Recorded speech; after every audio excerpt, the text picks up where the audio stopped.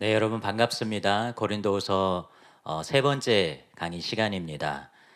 오늘 다룰 부분은 고린도후서 2장 1장 마지막 부분부터 2장 중반부까지를 다루고요. 다음 시간에는 2장 마지막 부분 후반부와 또 3장 초반부 이렇게 계속 진행해 나가도록 하겠습니다. 미리 수업 전에 뭐 많은 다른 책들을 우리 신학생들을 제외하고는 그렇게 읽으실 필요는 없을 것 같고요. 다른 분들은 이 해당되는 부분, 그 부분을 많이 이렇게 읽고 익숙하게 하고 난 다음에 또 본인이 가진 어떤 의문이나 질문들 그런 것들을 가지고 수업을 들으시면 더 적극적으로 이 수업을 들으실 수 있을 것 같습니다. 지난 시간에 고린도 교회와 관련된 바울의 행적과 서신에 대해서 정리해서 말씀을 드렸습니다. 그리고 바울이 여행 계획이 여러 번 변경된 것에 대해서 변호한 것을 살펴보았죠. 기억을 잠깐 되살려 드리기 위해서 잠깐 바울의 행적을 간략하게 말씀을 드리면 애초에 바울은 에베소에서 마게도나를 거쳐 고린도로 가기로 계획했지만 고린도 교회의 심각한 상황에 대해서 듣고 고린도를 먼저 방문하기로 계획을 변경했습니다. 왜냐하면 고린도를 속히 방문해서 문제를 수습하고 마게도나로 갔다가 또 한 번 고린도를 방문해서 교회를 더 견고하게 하기 원했기 때문입니다. 그런데 바울이 고린도에 방문했을 때 생각보다 문제가 심각했던 것 같아요. 그래서 그 방문은 도리어 바울에게나 또 고린도 성도들에게나 근심이 되는 방문이 되고 말았습니다. 그래서 바울은 고린도를 방문한 이후에 마게도냐로 갔다가 고린도로 다시 오지 않고 에베소로 가서 눈물의 편지를 보냅니다. 그리고 나서 디도를 통해서 고린도 성도들이 바르게 반응한 것을 듣고 다시 한번 이 편지를 보내고 있는 것입니다. 고린도후서 1장 후반부 말씀이 2장 초반부와 자연스럽게 이어지는데 지난 시간에 살펴보지 못한 1장 후반부 말씀부터 살펴보도록 하겠습니다. 1장 21절에서 22절 말씀입니다. 우리를 너희와 함께 그리스도 안에서 굳건하게 하시고 우리에게 기름을 부으신 이는 하나님이시니 그가 또한 우리에게 인치시고 보증으로 우리의 마음에 성령을 주셨느니라. 지난 시간에 말씀드린 것처럼 바울은 1장 12절부터 2장 4절까지 여행 계획이 여러 번 변경된 것에 대해서 변호를 하고 있습니다. 바울이 이런 변호를 하는 것은 아마도 바울의 계획이 여러 번 변경된 것으로 인해서 그걸 꼬투리 잡고 바울을 변덕스럽다고 비난하고 또 고린도 성도들을 선동한 사람들이 있었기 때문으로 봅니다. 그래서 자신이 얼마나 일관된 마음과 태도로 고린도 성도들을 대하고 있는지, 그리고 모든 것들을 계획하고 또 변경할 때에 육신의 생각과 뜻이 아니라 하나님의 뜻과 은혜 가운데서 하나님의 인도하심을 따라서 그렇게 했다는 것을 강조하고 있다는 것을 지난 시간에 말씀을 드렸죠. 그런데 바울의 여행 계획 변경으로 인해서 그의 변덕스러움을 비난하는 이들에 대해서 바울의 또 하나의 중요한 대답이 바로 방금 읽은 21절과 22절의 말씀입니다. 바로 바울의 삶 가운데 있는 하나님의 역사, 분명한 하나님의 역사가 바로 바울의 그 진정성을 보여준다라는 것을, 진정성을 보장한다는 것을 바울이 말하고자 하는 것이죠. 네 가지로 주로 바울이 말하고 있는데 이 네 가지 각각 어떤 의미가 있는지 살펴보도록 하겠습니다. 첫 번째로 우리를 너희와 함께 그리스도 안에서 굳건하게 하셨다, 이렇게 바울이 표현하고 있습니다. 굳건하게 하다라는 말은 흔히 믿음을 굳건하게 하다 혹은 마음을 굳건하게 하다 이런 의미로 이해되죠. 물론 성경에서 그런 의미로 사용되지만 지금 이 구절에서는 바울이 자신을 변호하는 목적에 맞게 훨씬 더 구체적으로 사용되고 있는 단어입니다. 굳건하게 하다라는 말의 원어 베바이오는 어떤 위임이 실행될 것을 확증한 문서에서 법률적인 의미로 사용되는 어휘입니다. 그리고 또한 상업적으로는 물건을 파는 사람이 자신이 파는 물건의 하자 없음을 보증할 때 쓰이는 단어예요. 그러므로 1차적으로 이 단어는 바울과 성도들이 그리스도인으로서의 삶과 경험 속으로 들어와 하나님의 소유가 되었다라는 것을 가리키는 용어입니다. 이 용어의 1차적인 이런 뜻을 바탕으로 이 용어가 사람에 대해서 사용될 때는 그가 어떤 특징들을 드러내도록 하기 위해서 그의 힘을 북돋거나 굳건히 세우는 것, 그 사람이 가진 어떤 특징들, 그 사람이 가져야 되는 어떤 특징들을 드러내기 위해서 힘을 북돋거나 굳건히 세우는 일, 이것을 표현할 때 이 베바이오라는 용어를 쓴다는 것이에요. 예를 들자면 고린도전서 1장 8절에서 바울이 주의 날에 신자들이 책망할 것이 없는 자로 견고하게 세워질 것이다 라고 말할 때 이 베바이오라는 용어가 쓰였습니다. 그러니까 책망할 것이 없는 자라는 이러한 하나님의 어떤 부르심의 목적, 특징, 이런 것들을 만들어가는 것, 그렇게 세워지는 것을 말할 때, 의미할 때 바로 이 용어가 쓰였다는 것이죠. 그래서 이 표현은 일반적인 의미에서 믿음의 견고함, 그것을 의미하지 않는다라고 말할 수는 없지만 그것을 포함하면서도요, 하나님의 일꾼으로서 또 하나님의 백성으로서 하나님의 인정과 또 하나님의 세우심을 강조하는 표현으로 보아야 하는 것입니다. 그러니까 굉장히 의도적으로 바울이 지금 이 용어를 쓰고 있다는 것이죠.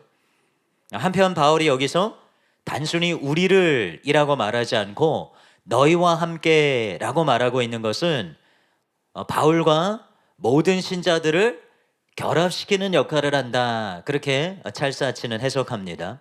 그러니까 고린도후서의 내용이 배경이 되는 것은 우리가 쭉 보았던 것처럼 바울과 그 고린도 성도들 간의 갈등이죠. 불협화음입니다.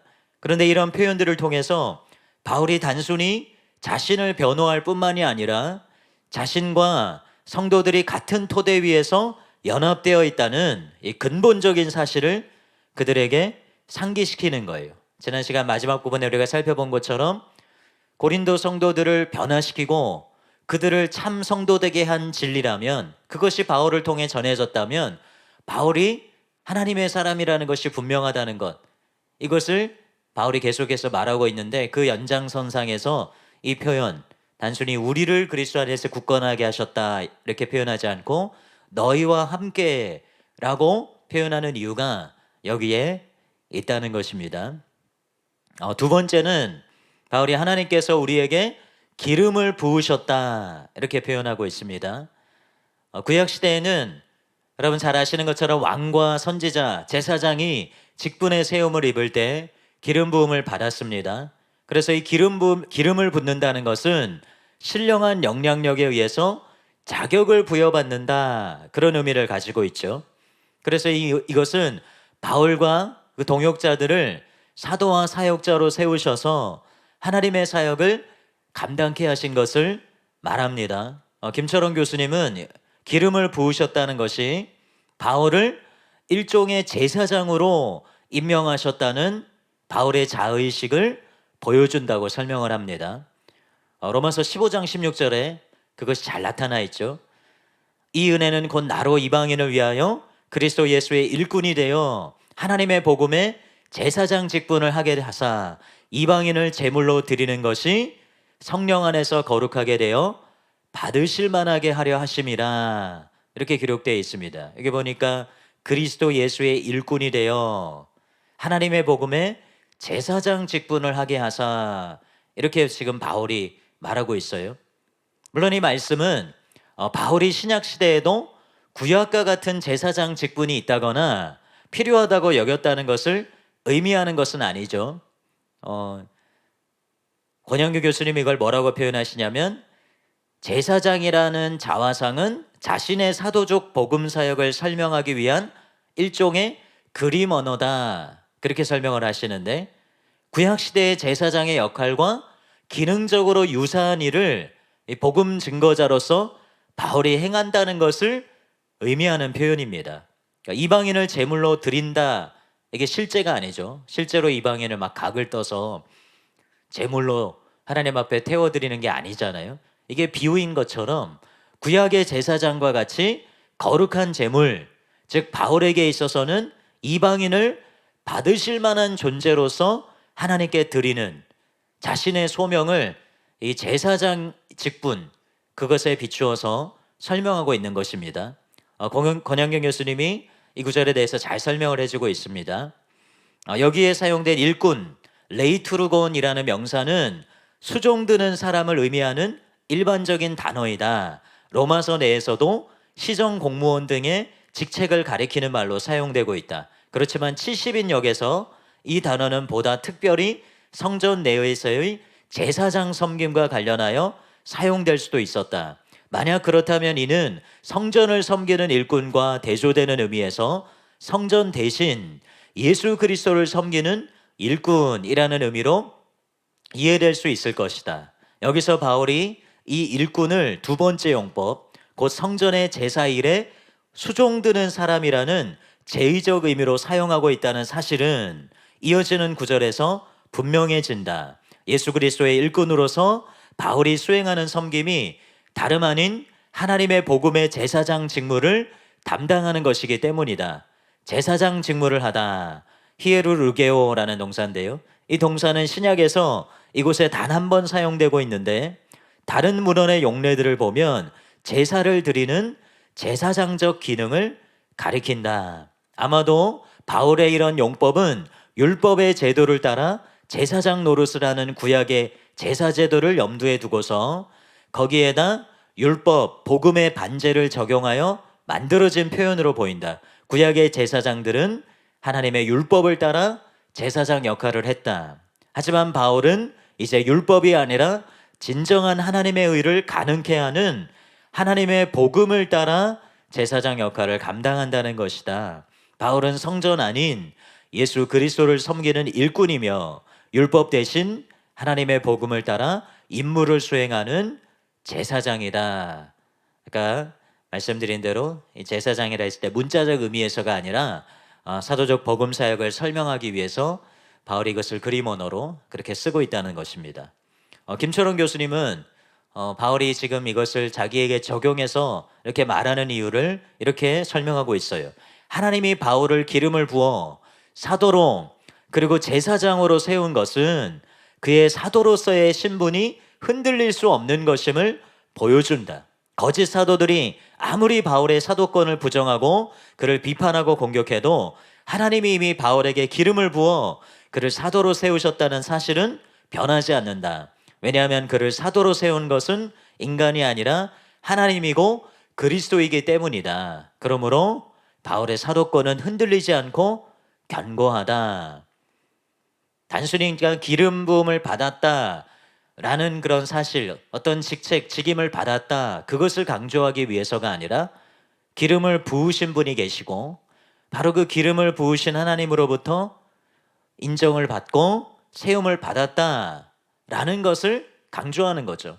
그래서 사람이 그것을 아무리 부인해도 부인할 수 없고, 그래서 자신이 받은 이 사도라는 직책, 복음을 증거하는 자로서의 직책은 분명하고 확실한 것이다. 이것을 바울이 말하고자 한다는 것입니다. 세 번째로 하나님께서 우리에게 인치셨다, 이런 표현이 나옵니다. 여기서 인치다라는 뜻의 스프라기조라는 어휘는 인침, 이 품질이나 진정성, 재산 소유권 혹은 법정 문서를 보증하기 위해서 고대 근동에서 폭넓게 사용된 말입니다. 재산과 관련해서 이것은 손실을 방지함으로써 재산을 보호하는 역할을 했고, 또 왕의 포고문, 매매 영수증 혹은 결혼 계약서 등과 같은 법정 문서와 관련해서 이해 당사자 사이에 이 인침이 위조 방지를 위한 증거가 되었습니다. 여러분들 영화 같은 거 보면은 이렇게 논물 같은 거를 떨어뜨려 가지고 그걸 촛물을 떨어뜨리고 그 위에다가 이렇게 도장을 찍어서 이것이 뭐 왕이 보낸 서신이다, 이것이 무슨 교황이 보낸 서신이다, 이런 것들을 표시할 때 이런 인치는 그런 의식, 인치는 작업 하는 것을 본 적이 있을 거예요. 그래서 이 비유적 의미로 인친다라는 것은 비밀 유지나 신분 확인의 표식으로서의 날인을 의미합니다. 이 구절과의 병행 구절인 에베소서 1장 13절에 보면 성도들이 약속의 성령으로 인치심을 받았다는 것을 말하고 있습니다. 에베소서 1장 13절 말씀 읽어보겠습니다. 그 안에서 너희도 진리의 말씀 곧 너희의 구원의 복음을 듣고 그 안에서 또한 믿어 약속의 성령으로 인치심을 받았으니. 고린도후서 지금 이 부분을 다루는 부분보다 이 병행 구절이 되는 이 에베소서 1장 13절을 다루는 학자들의 글들이 훨씬 더 이렇게 좀 자세하게 설명을 잘 해놓은 것 같아서 그 부분을 좀 인용하기를 원합니다. 먼저 길성남 교수님은 성령으로 인치심을 받았다는 것에 대해서 이렇게 설명하고 계세요. 고대 사회에서 인을 치는 것은 소유를 확증하는 행위며 자신의 소유를 지키고 보호하겠다는 의지를 표명하는 행위다. 그러니까 인친다는 게 두 가지 의미를 갖고 있는데, 자신의 소유를 표식하는, 이것이 내 것이다, 이것이 누구누구의 소유다 라는 것을 표시하는 의미로서 이 인친다는 게 의미하는 것이고, 또 하나는 그래서 그것을 자신의 소유이기 때문에 지키고 보호하겠다, 그런 의지를 표명하는 행위라는 것이죠. 불에 달군 세도장을 가축이나 노예에 찍어 그 가축이나 노예에 대한 소유권을 분명히 하였던 것이다. 현재 본문에서도 인을 치는 것은 1차적으로 소유를 표명하는 행위를 가리킨다. 따라서 에베소 교회 이방인 성도들이 성령의 인침을 받는 것은 그들이 하나님의 소유가 되었음을 의미한다. 성부 하나님은 성령을 주셔서 이방인 성도들을 자기 백성으로 확증하시고 그들을 자기의 소유라고 주장하신다. 그러므로 성도들이 받은 성령은 그들이 하나님의 백성이며 하나님의 소유가 되었음을 보여주는 진정한 증거인 것이다. 이렇게 말하고 있고요. 또 앤드류 링컨도 유사한 얘기를 하고 있습니다. 앤드류 링컨은 강조하는 것이, 길성남 교수님은 이제 소유가 되었음을 강조한다면, 앤드류 링컨은 보호받을 것, 그 부분만 읽겠습니다. 그들은 이제 그분에게 속해 있다. 그러나 그들은 또한 그분이 자신들을 완전한 소유물로 취하실 때까지 보호를 받을 것이다. 성령은 신자들을 시험, 전투, 그리고 종말의 고난을 통해서 보호를 받게 될 백성으로 구별하시는 종말론적인 인이며, 또한 그것은 이미 그들에게 임해져 있는 것이기도 하다. 이렇게 표현을 하고 있습니다. 지금 바울이 하나님께서 우리에게 인치셨다 이렇게 표현하는 이유 잘 아시겠습니까? 바로 하나님이 소유 삼으셨다, 그리고 하나님이 보호하신다 라는 그런 증표를 바울과 동역자들에게 찍어주셨다는 거예요. 그래서 누구도 그것에 대해서 부인하거나 토를 달 수 없다라고 말하는 것입니다.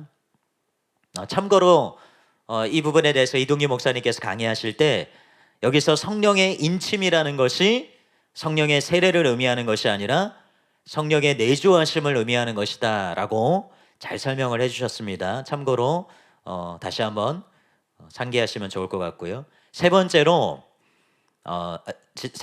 네 번째죠. 네 번째로 보증으로 우리 마음에 성령을 주셨다, 이런 표현을 쓰고 있습니다. 여기서 보증을 의미하는 아라본이라는 용어는 매매자에게 매수자가 제공하는 보증금으로 적절한 때에 전액을 지불하겠다는 약속을 의미하죠. 이 시대에도 우리가 보증금을 많이 사용하기 때문에 여러분 익히 잘 알고 있는 개념입니다. 우리가 어떤 물건을 사려고 하거나 특히 집을 매매하려고 할 때 좀 큰 물건들이죠. 가치가 나가는 그런 물건들을 매매하려고 할 때 자금을 융통하는 시간이 필요하잖아요. 그래서 먼저 계약을 하겠다라는 계약서를 쓰고 그리고 보증금을 지불합니다.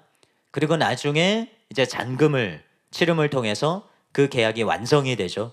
그래서 처음 매매자가 매수자에게 제공하는 일정한 분량의 전액을 지불하겠다는 약속으로서의 그 보증금, 이게 바로 아라본이라는 단어가 가진 의미입니다.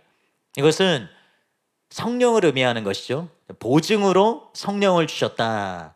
성령은 하나님께서 신자들에게 오는 세대에 그들이 축복에 온전히 참여하게 될 것에 대한 보증으로 주어진 바 되었다는 것입니다. 성령을 받고, 그래서 그 성령을 따라 사는 사람은 그에게 새 창조의 완성품이 주어질 것이라고 기대할 수 있는 것이죠.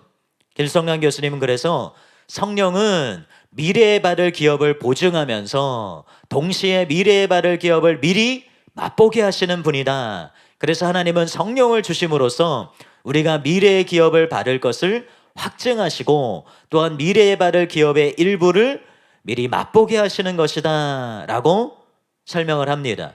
그러니까 우리가 미래에 온전히 받게 될 것, 온전히 받게 될 유업, 그것에 대한 보증으로서 성령님이 주어졌다는 거죠. 그런데 이 보증의 이미지 때문에 많이들 착각하는 것이 성령을 받은 자는 자동적으로 오는 세대의 기업을 받게 될 것이다. 이 보증이라는 표현은 이걸 어떤 보장, 무조건적인 보장 이렇게 생각해서 그렇게 이해하는 경향이 있습니다. 그런데 이동기 목사님께서 강의 때 말씀을 해주신 것처럼 계약금을 지불한 사람이 잔금을 모두 지불해야 온전한 소유가 되는 것처럼 성령을 받은 이들이 계속해서 성령을 따라 살아야 될 책임이 면제되는 것은 아니라는 것이죠.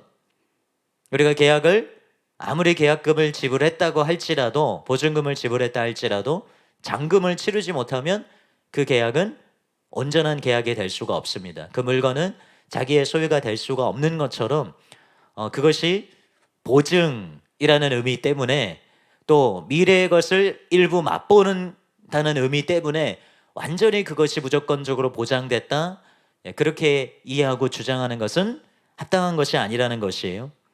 지금 바울의 논의에서 중요한 것은 물론 이런 차원이 아니라 바로 바울이 성령을 받았고 이 하나님 나라의 실상을 이미 경험하고 있다는 것입니다. 자신의 이 사도권과 그리고 전하는 이 가르침이 하나님께서 보증하시고 그 하나님 나라의 실상을 나타내고 있는 것임을 증거하고 있는 것이죠. 지금 바울이 여행 계획의 변경에 대한 변호를 하면서 왜 이런 진술을 하고 있는 것입니까? 바로 만일 바울의 삶 속에 이런 역사가, 이런 하나님의 분명한 역사가 나타나고 있다면 바울이 그 통로가 된, 복음의 통로가 된 진정한 하나님의 사람이라는 것이 확실히 드러날 것이고, 그러면 그들의 여행 계획과 같은 보다 작은 문제에 대해서는 마땅히 신뢰를 받을 만하다. 이것을 바울이 말하고자 하는 것입니다. 그래서 하나님의 분명한 역사가 자신 안에서 이렇게 이루어지고 있다. 자신과 동역자들한테 이루어지고 있다. 이것을 자세하게 설명을 하고 있는 것입니다. 다음 구절 이제 또 살펴보도록 하겠습니다. 1장 23절 말씀인데요. 읽겠습니다. 내가 내 목숨을 걸고 하나님을 불러 증언하시게 하노니 내가 다시 고린도에 가지 아니한 것은 너희를 아끼려 함이라. 이 말씀에 다시 고린도에 가지 아니한 것이 너희를 아끼려 함이라 이런 표현이 나오죠. 그러면 이 바울이 고린도 교회를 방문한 것을 보류한 것이 어떻게 성도들을 아끼는 행위가 될 수 있을까? 이런 생각을, 이런 의문을 우리가 가질 수 있습니다. 물론 우리가 앞에 이런 지난 시간에 쭉 살펴본 그런 정황을 살펴볼 때 추측할 수는 있지만 명확하게 이게 어떤 의미인가 이런 의문들을 가지신 분들이 있을 거예요. 이 바울의 두 번째 방문은 바울과 고린도 성도들 모두에게 상처를 안겼습니다. 바울에게 반항한 교훈을 고린도 성도들이 직접 지지하지는 않았다 하더라도 이 회중들이 그의 잘못에 대해서 미온적인 태도를 취했던 것 같아요. 그래서 바울을 당혹스럽게 만들었던 것으로 보입니다. 이런 상황에서 만약 바울이 미리 계획한 일정을 고수해서 고린도에서 마게도냐를 갔다가 마게도냐에서 다시 고린도를 방문했다면 고린도 성도들을 향한 바울의 엄한 책망은 불가피했을 것입니다. 그래서 여기서 아낀다라고 하는 것은 단순히 그들을 귀하게 여긴다 어떤 정서적인 의미에서가 아니라 그런 것을 포함하는 것이지만 무엇보다도 그들을 향한 직접적인 징계를 유보하고 고린도 성도들이 스스로 회개할 수 있는 기회를 바울이 주고 있다라는 것을 의미한다고 보아야 하는 것입니다. 우리가 이것을 이어지는 구절들을 통해서도 잘 확인할 수가 있어요. 24절 말씀에 이렇게 기록되어 있죠. 우리가 너희 믿음을 주관하려는 것이 아니요 오직 너희 기쁨을 돕는 자가 되려 함이니 이는 너희가 믿음에 섰음이라. 여기서 믿음을 주관하지 않는다, 이걸 바꿔 말하면 스스로 믿음에 서서 바르게 행할 기회를 준다, 그런 의미를 내포하고 있는 것입니다. 문맥과는 떨어져 있지만 고린도후서 13장 10절에도 바울의 이런 의도가 잘 나타나 있어요. 13장 10절을 세 번역으로 읽어보겠습니다. 내가 떠나 있는 동안에 이렇게 편지를 하는 것은 내가 가서 주님께서 주신 권한을 가지고 사건들을 처리할 때에 너무 엄하게 대할 필요가 없게 하려는 것입니다. 이 권위는 여러분을 넘어뜨리라고 주신 것이 아니라 세우라고 주신 것입니다. 이 말씀을 통해 우리가 무엇을 알 수 있습니까? 그러니까 바울에게는 교회를 바로 세우기 위해서 권징할 수 있는 그런 사도적인 권위가 있었다는 것이죠. 우리가 고린도전서 말씀을 살펴볼 때도 교회의 어떤 분열 상태, 그런 문제를 다루는 고린도전서 전반부의 마지막 구절에 보면 바울이 내가 매를 가지고 너에게 나아가랴, 사랑과 온유한 마음으로 나아가랴, 이렇게 말하는 장면이 있죠. 말하는 구절이 있습니다. 또 고린도후서 마지막 장에서는 전에 죄 지은 자들과 그 남은 사람들에게 다시 가면 용서하지 않겠다, 이런 말을 합니다. 이런 구절들은 바울이 사도적 권위를 사용할 의도가 있다라는 것을 잘 보여주는 표현들입니다. 바울이 그냥 기분이 상해서 그들에게 이렇게 말하는 것이 아니라 교회를 바로 세우기 위해서 자신이 가진 사도적 권위를 징계하고 징벌할 수 있는 그 사도적 권위를 발휘해서 그것을 바로잡겠다라는 의도가 담겨 있는 표현들이라는 것입니다. 그런데 성숙한 사역자인 바울은 그 권위를 바르게 사용할 수 있는 하나님의 때가 있다는 것을 잘 알고 있었다는 거예요. 현재의 상황에서 바울은 성도들이 스스로의 잘못을 깨닫도록 시간을 주고 직접 방문하기보다는 편지를 보내서 회중 모두에게 성찰의 기회를 제공하려는 목회적인 판단을 하고 있는 것입니다. 그래서 찰스하치는 이렇게 바울의 의도를 설명하고 있습니다. 여기서 분명히 알 수 있는 것은 고린도 교회의 상태가 바람직하지 못했기 때문에 만일 바울이 원래의 계획대로 곧장 그곳으로 갔더라면 그들에게 매를 가지고 갈 수밖에 없었다는 사실이다. 따라서 바울이 그의 방문을 연기했던 것은 그러한 책벌을 피하고 그가 도착하기 이전에 그들이 자신들의 잘못을 고칠 수 있는 기회를 주기 위함이었다, 이렇게 잘 설명하고 있습니다. 바울의 모습을 통해서 우리가 아버지의 모습을 봅니다. 하나님께서 죄인들을 징계하고 심판하실 권세를 가지신 만왕의 왕이시죠.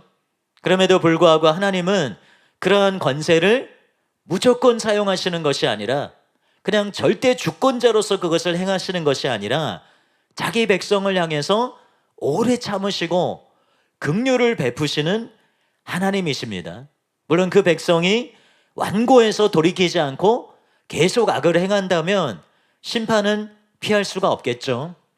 그러나 기회가 사라지기 전까지 하나님은 속히 심판하지 않으시고 우리가 상상하기 어려운 수준으로 오래, 그리고 정말로 깊이 참으십니다. 이것이 영혼들을 향한 하나님의 크신 사랑의 표현이죠. 복음을 증거하는 자들은 바울과 같이 이러한 하나님의 성품을 본받아야 되고, 또한 믿는 자들은 이 하나님의 오래 참으심을 멸시하지 말아야 될 줄로 믿습니다. 고린도전서 5장에 보면 바울이 그 음행을 저지른 자에 대해서는 굉장히 단호한 징계를 시행합니다.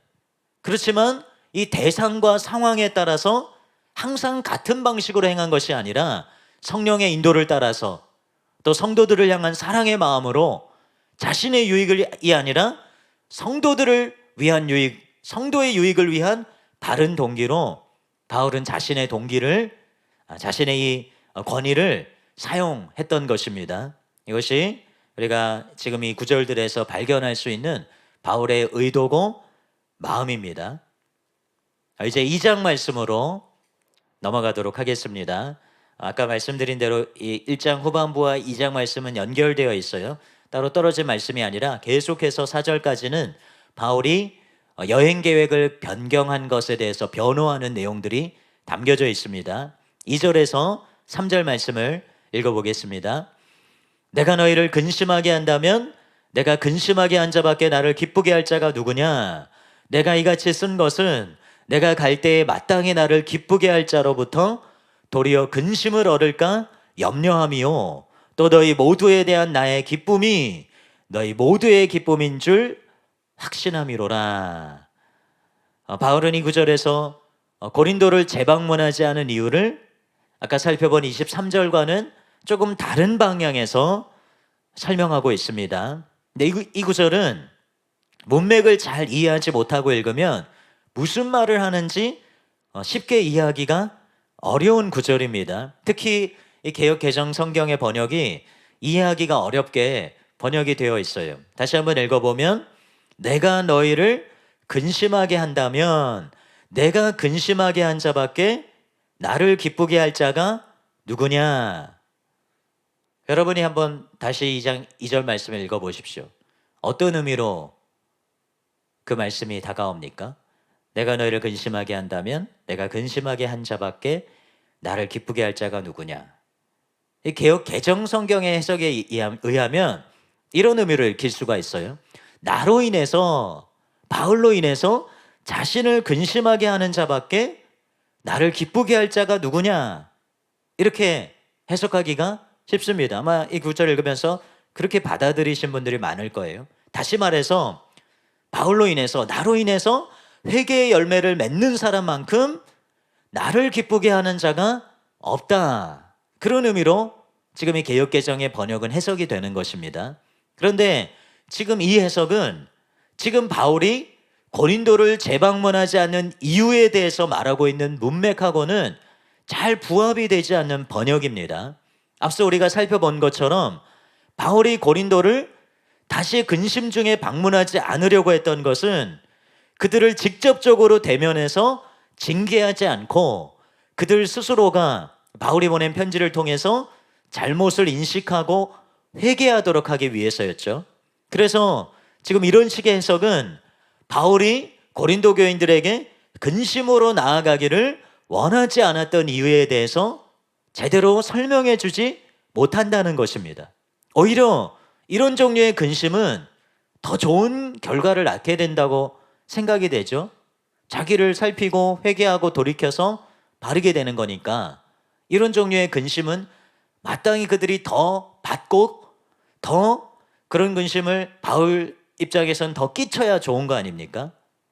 그래서 이것은 내가 근심으로 나아가지 아니할 것은 근심케 하는 것보다 나를 더 기쁘게 하는 일이 없기 때문이다. 이런 식으로 굉장히 모순된 그런 해석을 가져온다는 것입니다. 즉 이 해석에 의하면 바울이 직접 가서 그들을 근심하게 하는 것이 더 좋은 결과를 가져다 주는 것으로 바울이 생각했다라는 의미가 되는 거예요. 그래서 이것은 이 문맥에서 바울이 의도한 것과 바울이 그들을 생각해서 그들을 방문하지 않으려고 했던 바울의 그 동기, 바울의 의도와는 잘 맞지 않는 해석이라는 것입니다. 그래서 이 구절을 지금 이 개역개정의 번역으로 이렇게 이해하게 되면 바울이 왜 이 말했다가 왜 또 이렇게 말하나? 좀 이해가 되지 않게 그렇게 번역이 되어 있어요. 근데 반면에 다른 번역본들을 보면 비교적 바울의 의도를 잘 살려서 번역을 하고 있습니다. 먼저 공동번역을 보면 나를 기쁘게 해줄 수 있는 사람은 여러분밖에 없습니다. 그런데 내가 여러분의 마음을 아프게 한다면 나를 기쁘게 해줄 사람에게 슬픔을 안겨주는 셈이 되지 않겠습니까? 이렇게 쓰고 있고요. 또 현대인의 성경을 보면 내가 여러분을 슬프게 한다면 누가 나를 기쁘게 하겠습니까? 나를 기쁘게 할 사람은 내가 슬프게 했던 여러분밖에 없습니다. 이렇게 해석하고 있습니다. 차이가 보이시나요? 예. 찰사지는 이 구절을 좀 다르게 사역하고 있어요. 이렇게 사역하고 있습니다. 사역이라고 하는 것은 찰사지 개인의 번역이라는 의미입니다. 내가 너희를 근심하게 하면 누가 나를 기쁘게 하겠느냐? 너희가 고통을 당한다면 내가 어찌 기뻐할 수 있겠느냐? 내가 너희에게 나아가는 것이 너희에게 기쁨을 주지 못한다면 그것은 내게도 아무런 기쁨이 되지 못하느니라. 이렇게 개인적으로 번역을 하고 있습니다. 즉 바울이 당시의 상황 속에서 고린도 교회를 방문해서 고린도 교회 성도들을 근심하게 한다면 바울을 기쁘게 할 자가 남아있지 않게 된다는 말이에요. 그러니까 모두가 근심에 빠져 있는 상황에서는 바울을 기쁘게 할 자가 없기 때문입니다. 폴 바넷도 이것을 좀 풀어서 이렇게 설명해요. 바울이 더 훈계를 하면 고린도 교인에게는 슬픔을 줄 것이고 이로써 바울에게 교회와 사도 이외 사이의 관계에 합당한 기쁨을 주는 이들의 역량을 없앨 것이다. 이렇게 설명을 하고 있습니다. 그러니까 바울이 다시 또 고린도로 가서 그들을 징계하고 혹은 그들을 책망하는 그런 일들이 또 일어나면 도리어 바울과 그들 사이의 기쁨, 그러니까 지금 이 상황 속에서는 그런 것들이 필요한 때가 있지만 바울이 판단하기에 또 성령의 감동을 따라 바울이 생각하기에 그것은 결코 좋은 방법이 아니다라는 것을 바울이 인식했다는 거예요. 김초롱 교수님도 이 구절을 조금 풀어서 이렇게 설명하고 있습니다. 만약 바울이 성도들을 괴로움에 빠지게 한다면 누가 그를 기쁘게 해줄 것인가? 성도들 외에 그를 기쁘게 할 사람은 없다. 바울은 이미 지난 고통스러운 방문 때에 자신의 기쁨의 근원이 되는 고린도 성도들로부터 슬픔을 경험했다. 바울은 더 이상 그런 경험을 하고 싶지 않다. 왜냐하면 나에 의해 고통을 당하는 사람 외에, 즉 고린도 성도들 외에 그에게 기쁨을 줄 수 있는 사람들은 없기 때문이다. 이렇게 말하고 있어요. 그래서 2절에 내가 너희를 근심하게 한다면 내가 근심하게 한 자밖에 나를 기쁘게 할 자가 누구냐. 이 표현은 여기서 근심하게 한 자라는 게 어떤 학자들은 이것이 바울에게 첫 번째 방문했을 때 문제를 일으킨 자라고 해석하기도 하는데 그것과는 전혀 상관이 없는 말씀입니다. 그러니까 고린도 성도들을 향한 바울의 마음이 잘 담겨 있는 그런 표현인 거예요. 고린도 성도들에게 4절에도 보면 바울이 많은 눈물로 그 편지를 쓴 사실을 말하면서 그 목적이 그들을 근심하게 하는 것이 아니라 그들을 향한 넘치는 사랑 때문이라는 것을 강조하고 있죠. 지금 바울의 목표는 성도들에게 근심을 주는 것이 아니라 궁극적으로 그들이 돌이키는 것을 포함해서 기쁨을 주는 것에 있다는 것입니다. 그러니까 고린도를 즉시 재방문하지 않는 결정을 함으로써 바울은 서로에게 유익이 되고 서로를 기쁘게 하는 그런 온전한 관계의 회복을 원하고 있다. 이것을 설명하는 그런 구절로 이해할 수 있겠습니다. 이제 오늘 다룰 마지막 부분인데요. 5절에서 11절 말씀, 이제 고린도 교회 문제를 일으킨 자에 대한 직접적인 언급이 시작되는 그런 부분입니다. 2장 말씀과 또 7장에서도 이 사람에 대해서 다루고 있는데 함께 읽겠습니다. 근심하게 한 자가 있었을지라도 나를 근심하게 한 것이 아니요 어느 정도 너희 모두를 근심하게 한 것이니 어느 정도로 함은 내가 너무 지나치게 말하지 아니하려 함이라. 이러한 사람은 많은 사람에게서 벌받는 것이 마땅하도다. 그런즉 너희는 차라리 그를 용서하고 위로할 것이니 그가 너무 많은 근심에 잠길까 두려워하노라. 그러므로 너희를 권하노니 사랑을 그들에게 나타내라. 너희가 무슨 일에든지 누구를 용서하면 나도 그리하고 내가 만일 용서한 일이 있으면 용서한 그것은 너희를 위하여 그리스도 앞에서 한 것이니 이는 우리로 사탄에게 속지 않게 하려 함이라. 우리는 그 계책을 알지 못하는 바가 아니로라. 여기서 한 4가지 정도의 질문을 할 수 있겠습니다. 먼저 첫 번째로 5절에 보면 근심하게 한 자가 나오죠. 이 근심하게 한 자가 누구인가?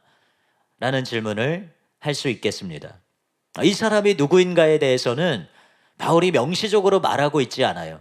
그래서 해석들이 나뉩니다. 근데 전통적인 견해는 이 사람을 고린도전서 5장에 언급되는 근친상간의 음행을 저지른 사람으로 보는 견해입니다.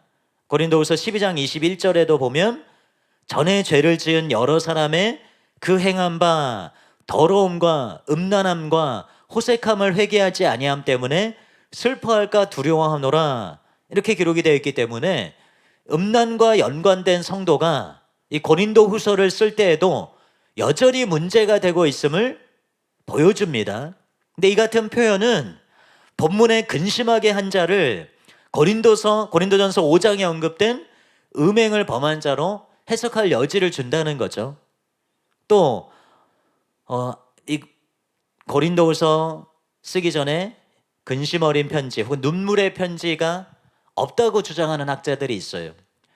바울이 지금 근심 어리게 쓴 편지는 고린도전서를 말하는 것이다, 이렇게 생각하는 학자들이 있는데, 그런 견해에서 보면 바울이 고린도를 떠나온 후에 고린도를 재방문하지 않았다, 이렇게 생각하는 이 사람 학자들 입장에서 보면 바울이 지금 다루고 있는 문제가 고린도전서에서 다룬 문제의 연장선에 있다라고 생각하기 때문에 이런 견해를 갖는 것입니다. 그 중간에 그런 문제가 발생했다는 것을 생각하지 않기 때문에 바로 이 근심하게 한 자는 고린도전서의 문맥에서 찾아야 될 사람이다라고 여기기 때문에 그 가운데서 5장에 이 음행한 사람이 가능성이 높다고 생각하는 거죠.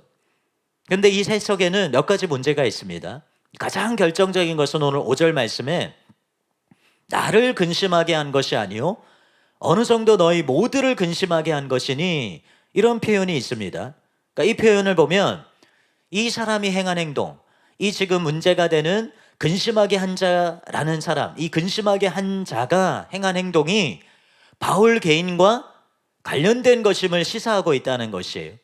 지금 개역개정 성경에서는 그 의미가 자세히 잘 나타나 있지 않은데 공동 번역으로 읽으면 의미가 명확하게 드러납니다. 어떤 사람이 내 마음을 아프게 한 일이 있습니다.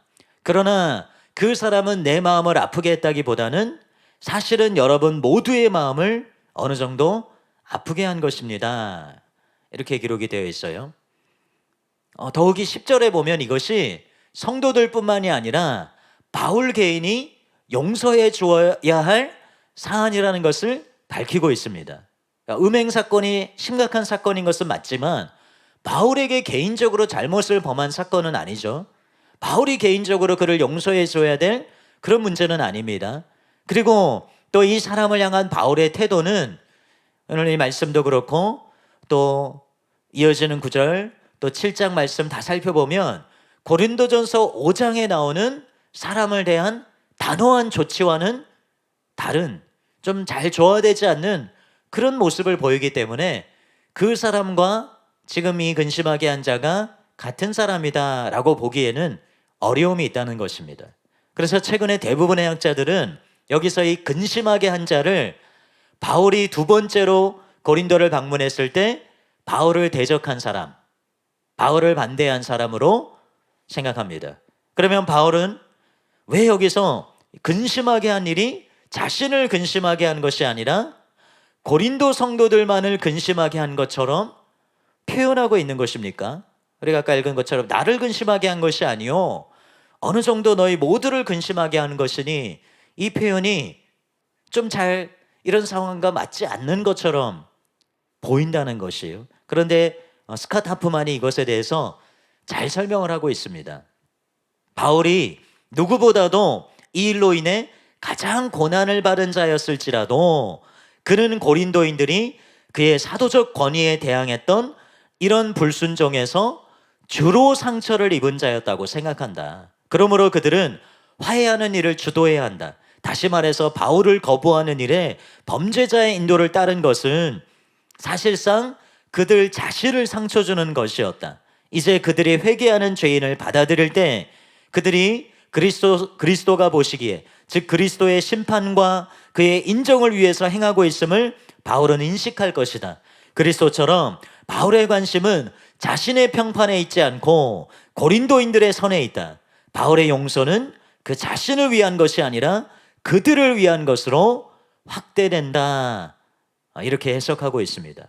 그러니까 좀 비로소 설명을 드리면 고린도 교회를 방문했을 때 실제로 가장 큰 피해와 고통을 당한 것은 바울이죠.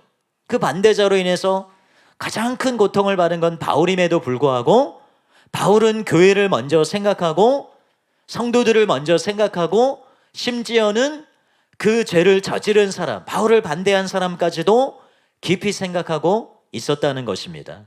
우리는 바울이 진리의 정통한 자라는 걸 알고 있습니다.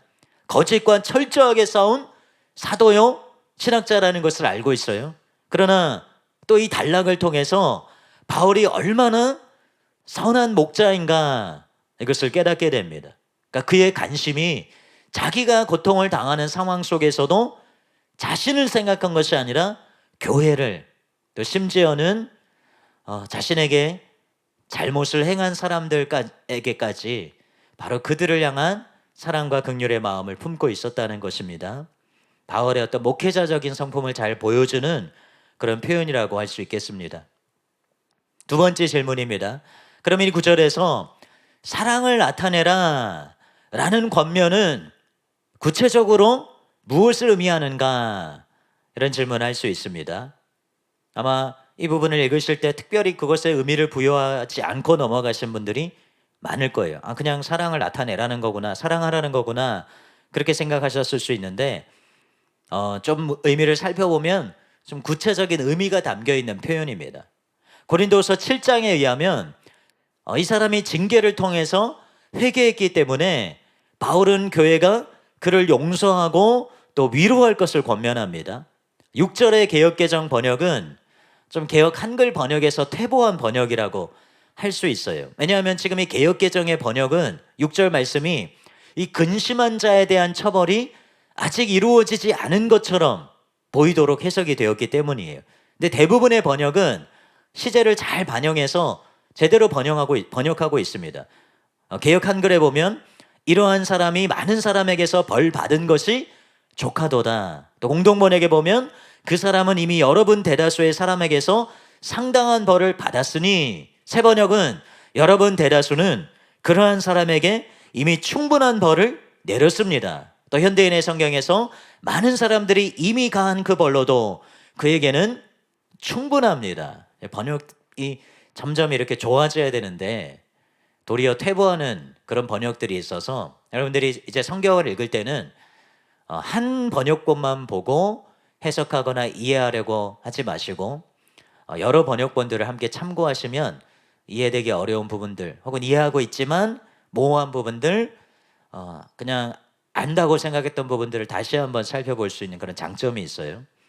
이 말씀에서 벌로 번역된 에피티미아라는 용어는 신약 성경에서 오직 여기에서만 사용됩니다. 근데 외경들을 보면 이 단어가 법적 처벌이나 상업상의 제재, 부과에 대해서 사용되었다는 것을 알 수 있습니다.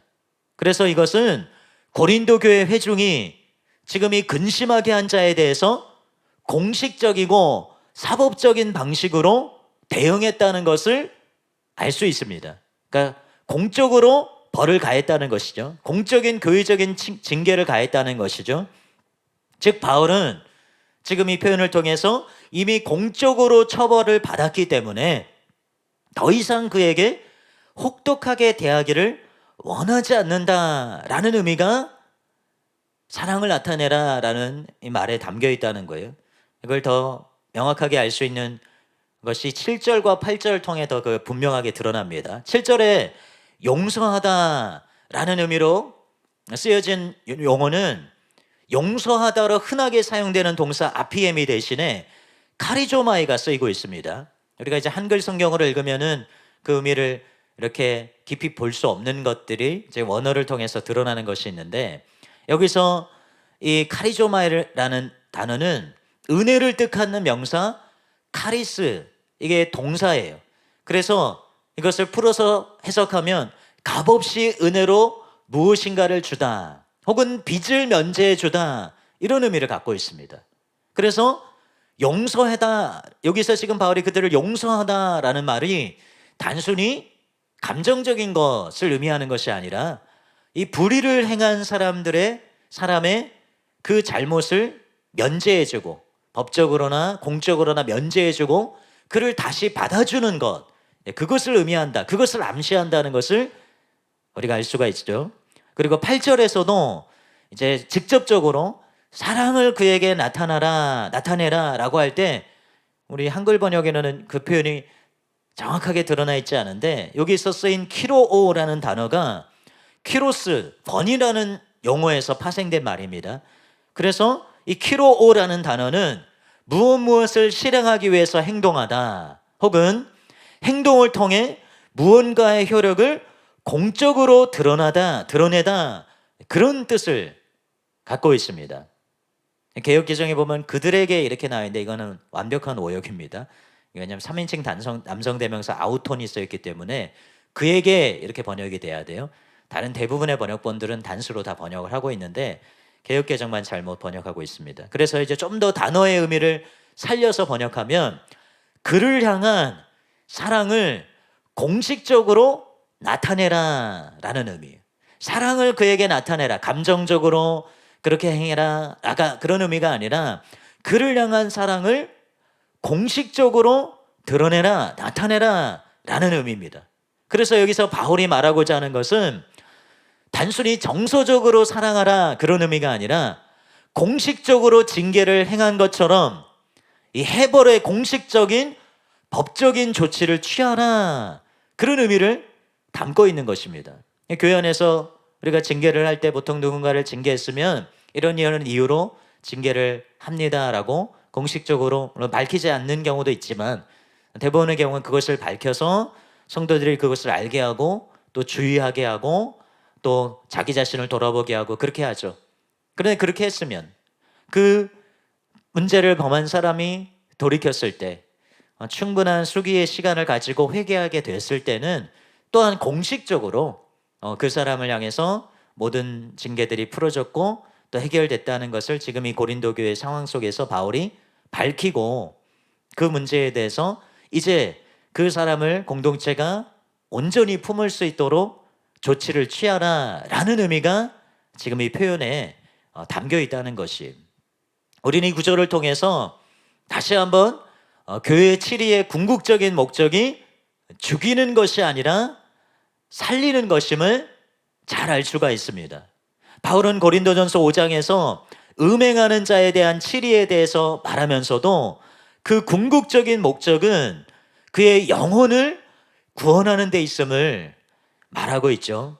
그래서 이 말씀에서 또 교회 안에서 징계하고 또 치리하는 그런 과정들 가운데서도 어떤 인사이트를 얻을 수 있는 그런 구절인 것 같습니다. 11절에 아까 제가 4가지 질문이라고 말씀을 드렸는데 3가지 질문이네요. 마지막 3번째 질문입니다. 11절에서 바울이 경계하는 사탄의 계책 이것은 도대체 무엇인가 이렇게 생각을 해보기를 원합니다. 11절에 뭐라고 기록되어 있습니까? 이는 우리로 사탄에게 속지 않게 하려 함이라. 우리는 그 계책을 알지 못하는 바가 아니로라. 지금 이 문제를 범한 사람을 용서할 것을 말하면서 바울이 왜 갑자기 사탄의 계책에 대해서 말하는가? 바울이 경계하는 사탄의 계책이 무엇인가? 이런 질문을 할 수 있습니다. 이런 의문을 가질 수 있습니다. 먼저 이것을 우리가 알기 위해서는 교회 안에서 징계하고 또 처벌하고 이런 과정, 이것이 또 회복의 과정, 굉장히 고도의 어떤 영적 성숙을 요하는 개인적인 것이 아니라 공동체적인 작업이라는 것을 먼저 이해해야 됩니다.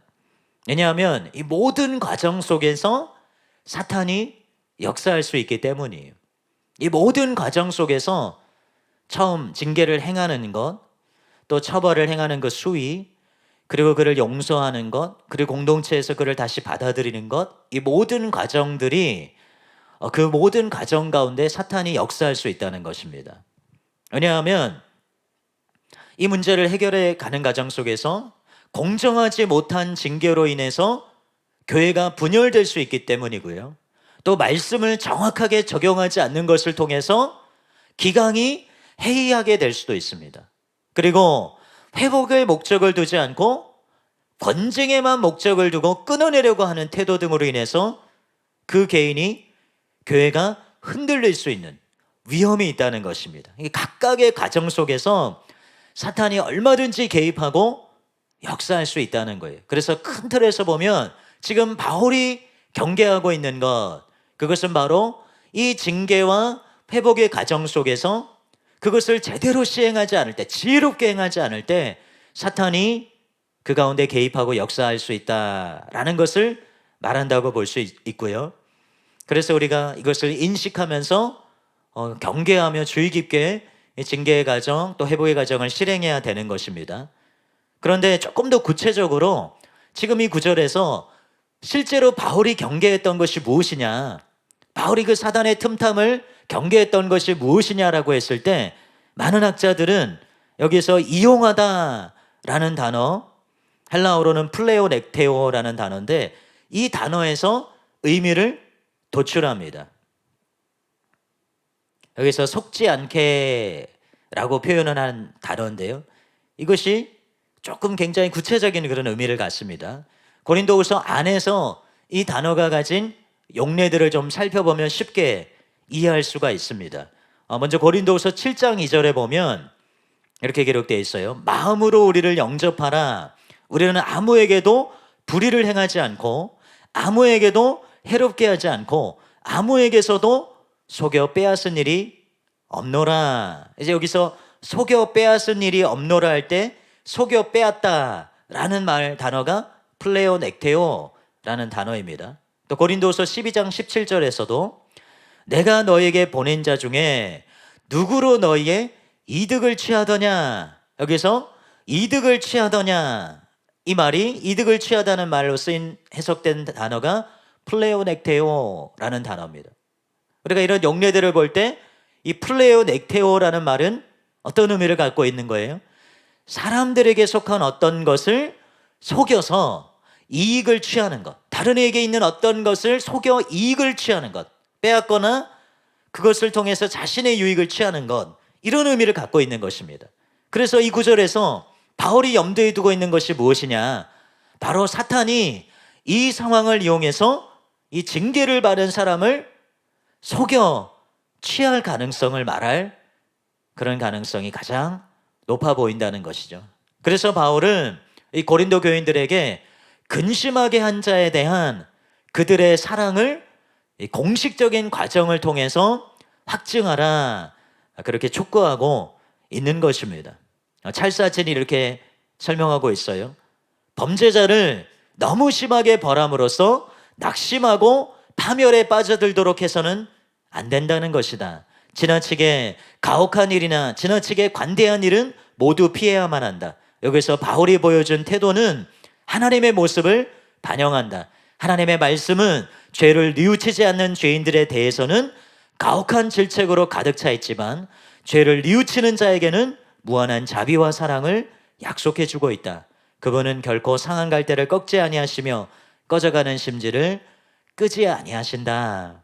또 스캇 하프만은 그의 교훈의 궁극적인 목적은 사탄이 교회에 대항하는 이런 상황을 이용하지 못하게 하는 것임을 나타냄으로써 이 항목을 마친다. 사탄의 계책은 하나님의 백성들을 특징 짓는 상호적인 수용과 용서를 파괴하는 일과 관련이 있다. 수용과 용서가 그리스도 안에서 하나님의 구속적인 역사와 성령의 연합의 증거이기 때문이다. 초대교회에서 고린도 교회보다 그리스도 안에서 성령의 연합과 씨름한 교회는 없다. 그러므로 다시 한번 바울은 고린도인들에게 영적인 전투를 상기시킨다.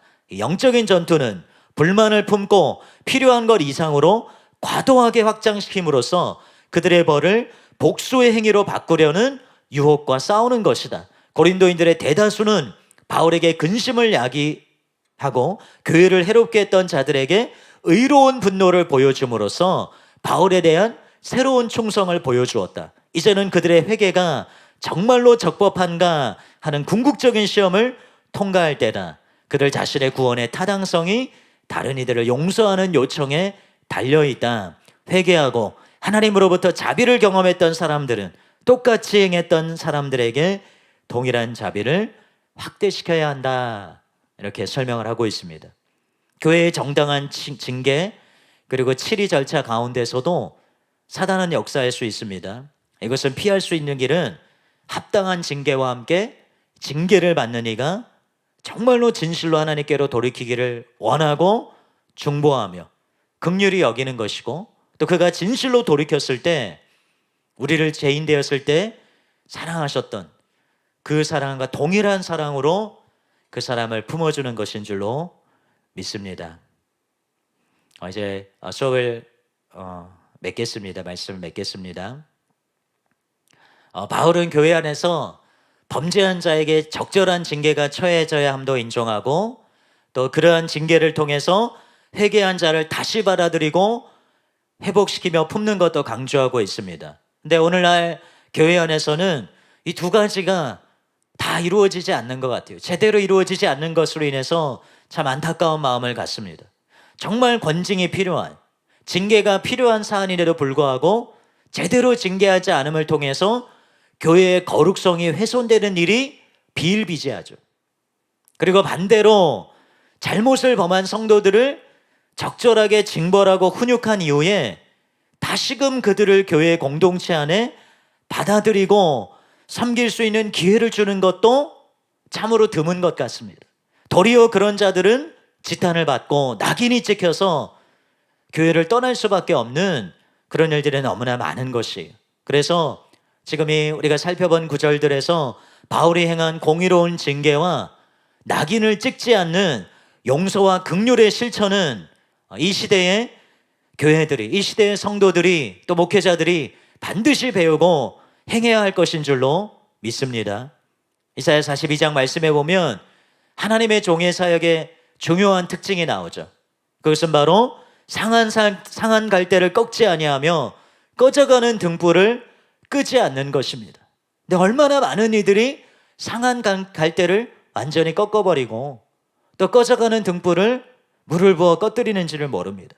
그러나 우리는 주님의 성품을 닮아서 이런 죄 가운데 있는 자들이 돌이켜 하나님을 쫓고 연약한 가운데 있는 자들이 굳건하게 서서 주님의 뜻을 이룰 수 있도록 돕는 자들이 되어야 될 줄로 믿습니다. 오늘 다룬 말씀은 교회와 성도들을 향한 바울의 애절한 마음이 잘 담겨 있는 말씀이죠. 바울이 고린도서 11장 말씀에서도 잘 보여주고 있는 것처럼 바울은 자신이 고난을 당하고 핍박을 당하는 이런 어려운 상황 속에서도 그 바울의 마음을 잡고 있었던 것, 바울의 마음을 사로잡고 있었던 것은 교회와 성도들이었습니다. 11장 28절에 보면 이외의 일은 고사하고 아직도 날마다 내 속에 눌리는 일이 있으니 곧 모든 교회를 위하여 염려하는 것이라. 바울의 마음을 갈라보면 두 가지가 나온다는 거예요. 하나는 주님을 향한 뜨거운 사랑, 주님을 향한 헌신적이고 뜨거운 사랑이 담겨 있고, 또 다른 쪽에는 교회를 향한, 성도들을 향한 긍휼과 뜨거운 사랑이 담겨 있는 것입니다. 이 마음을 우리 속에서도 발견할 수 있어야 될 줄로 믿습니다. 네, 오늘 강의는 여기서 마치도록 하겠습니다. 기도하고 마무리 짓겠습니다. 사랑의 주님, 참으로 감사합니다. 하나님의 크신 은혜와 사랑으로 인해서, 또 바울을 통해서 나타난 주님의 그 주님을 닮은 사랑으로 인해서 하나님, 우리가 우리 자신을 살펴보게 됩니다. 하나님, 우리가 얼마나 주님의 눈을 가지고 영혼들을 살피며 교회의 유익을 위해서 행하고 있습니까? 하나님, 진실로 영혼들을 사랑하며 영혼들을 쳐내는 것이 아니라 어떻게 하면 그들이 살아나고 어떻게 하면 그들이 회복될 수 있는가를 생각하며 참으로 그들을 품고 일어설 수 있도록 돕는 자입니까? 참으로 상한 갈대를 꺾지 않으시고 꺼져가는 등불을 끄지 않으신 바로 그 메시아의 사역에 하나님, 우리도 함께 동참하는 자들이 될 수 있도록 진실로 바울이 나타냈던 그 사랑에 동참하는 자들이 될 수 있도록 은혜를 베풀어 주시옵소서. 우리가 당하는 어려움, 우리가 당하는 고통의 마음을 두는 것이 아니라 교회와 성도들을 위해서 그것의 마음을 집중하는 자들, 그것을 위해서 자신을 내어드리기를 당연한 것으로 여기는 자들 될 수 있도록 주님 은혜를 베풀어 주시옵소서. 감사와 찬양을 드리며 예수님의 이름으로 기도합니다. 아멘. 네, 여러분 수고하셨습니다. 다음 시간에 뵙겠습니다.